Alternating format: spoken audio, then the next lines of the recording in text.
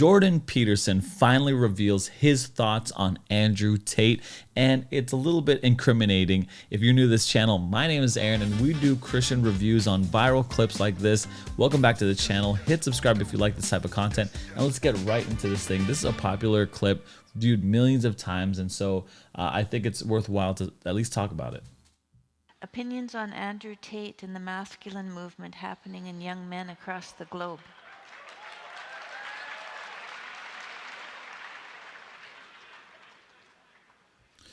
You could already feel like there's a lot of pressure on him, like especially with people are cheering for him to answer about Andrew Tate because he's got such a big following. And before we get really into it, I just want to acknowledge that both of these men, their audiences are pretty much the same. Maybe not the same people because they probably relate to two different types of men, but definitely the same demographic. Most likely young men who are eager to get ahead, maybe in their 20s, probably disillusioned from the left and lean more towards the right, more conservative. And so that's what they talk about the same stuff. They talk about dating and women and sex and gender and how to be successful and how to make an impact in life. And so they certainly have the same audience, but do they have the same message? And I don't think they do. They definitely don't have the same type or way of addressing that. I think Jordan Peterson obviously comes off more as an intellectual, and Andrew Tate maybe more aggressive, like animalistic. That's an oversimplification. I understand that. Not to say that Andrew Tate is not an intellectual or that Jordan Peterson is not dangerous in his own right, but certainly Jordan Peterson, JP, leans more towards the intellectual honesty and congruency, whereas Andrew Tate is more of like a, primal type of, at least he comes off more aggressive. Anyway, let's get right into what he says.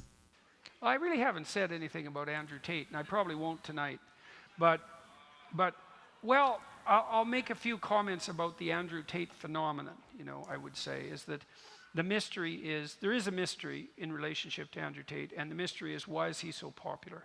And I think part of the reason he's so popular is because he doesn't easily bend a knee, so to speak, and it isn't obvious to me that he doesn't bend a knee because of his stellar moral character, but because I'm not particularly, what would you say, impressed by what he's done on the sex business front. It seems to me a bit on the pimpy side, let's say. And I'm not a great admirer of pimps. So, wait, even if they're the electronic version. So let me just pause right there because he said he's not a big fan of pimps. When I was growing up, it was cool to be a pimp. Like you would go up to your friends and be like, "What's going on, pimp? What's going on?" Like especially if like they did something cool. Oh, that's so. Or if you're wearing something, oh man, this is so pimp. That used to be the vernacular, right? Right now it's like drip or drippy or whatever. But back then it was like, like a PIMP, and not to worry about me. So it is one of those things where like, yeah, pimps are terrible. Pimps are pimps are terrible people. They peddle and demean the human, the value of a woman. They take their money. They take money from two different parties that like they prey on desperate men, and they prey on these women, and they take money from both parties. They're terrible people, but why is it such a cool word? It's the rappers, okay? It's 50 Cent. It's Snoop Dogg that ingrained that in me. Like they're not good people.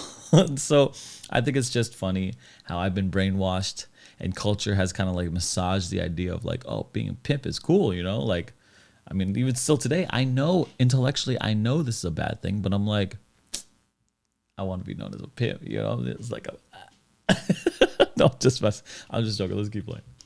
And so, but I don't know that much about the details of his life, and apart from that, rather casual diagnosis, I'm going to leave it alone.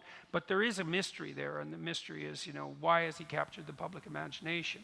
And it's clear that he's become a voice, maybe, maybe like a kind of a violent rapper, same sort of attraction to young men.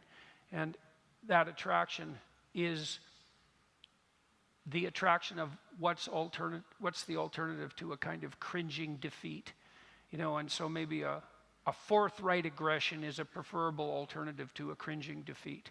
And I have some sympathy for that viewpoint. So, and I think Tate at least stands for that. And apart from that, I don't know enough about him or what he's done or what he stands for to comment. And so we'll leave it at that. That's at least fair. I mean, Jordan Peterson is being very charitable to Andrew Tate. He's like, I've heard a few things. I don't like those things about him, but I won't comment on the majority of his intellectual talks or message that he's talking about, which I think is very charitable. I mean, it at least shows that it doesn't puts him in the category of other people who don't know his whole message and then finds that they could just comment on whatever they want and paint a caricature of him. And I think that's a problem in general in society, where we paint the worst image of someone else as the enemy, and we attack that image. And it's like just a big scarecrow type of, or straw man rather, type of situation here. However, he does mention that he has maybe that rapper charisma, that rapper riz, you know what I'm saying? Like he's attractive in a violent rapper way, which makes sense, especially if you're dealing with the pimps and something that I mentioned like that.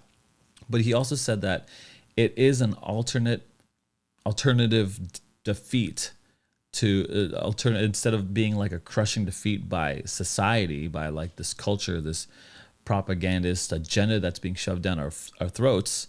Instead, you could take that violent, maniac, animalistic, like very primal, masculine, alpha male type of situation, and then you have these people, adopting that voice.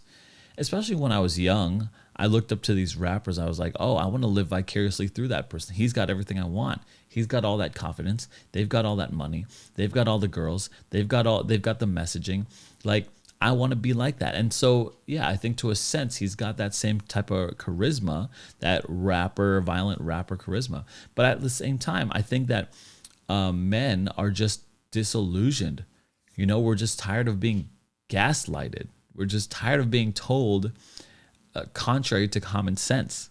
We're tired of being told like, okay, nope, this is pink and it's blue now, or this is blue and it's pink now. Like, it's like, this is silly.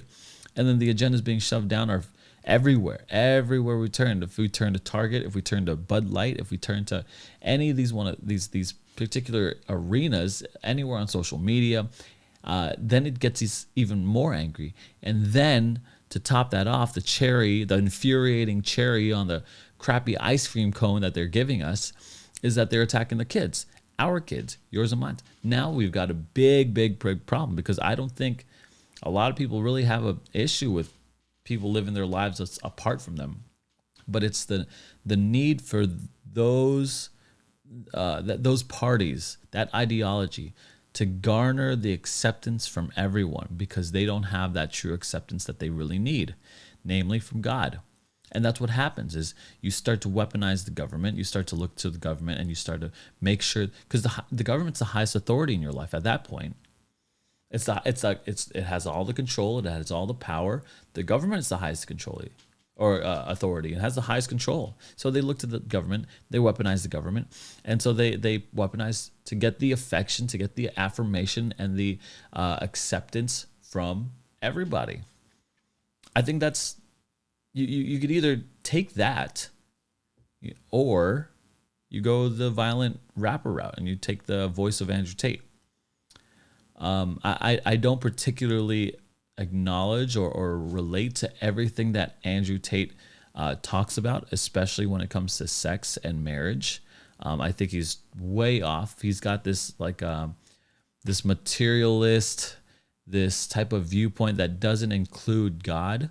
And I think that's the most important thing in your life. You lose a lot of meaning and impact behind your messaging when you don't have that. Especially, you lose a lot of credibility when you are pimping hoes. You know what I'm saying? Like you're this pimp who's taking money and it's probably violent or something. And he's got to shut that down. he's got to, I mean, especially when he says that he's a man of God and he follows the Quran. I don't think that's in the Quran anywhere. Anyway, let me know what your thoughts on Andrew Tate are down below, and be sure to check out this next video of my thoughts and my reactions to Andrew Tate's latest viral videos. Thanks so much for watching. Hit the subscribe button, the notification bell, the like button, all of that stuff, and I'll see you guys. Oh, and leave a comment down below. What are your thoughts on Andrew Tate? Because I'm going to reply to it. I reply to every comment. Anyway, thanks so much. I'll talk to you soon.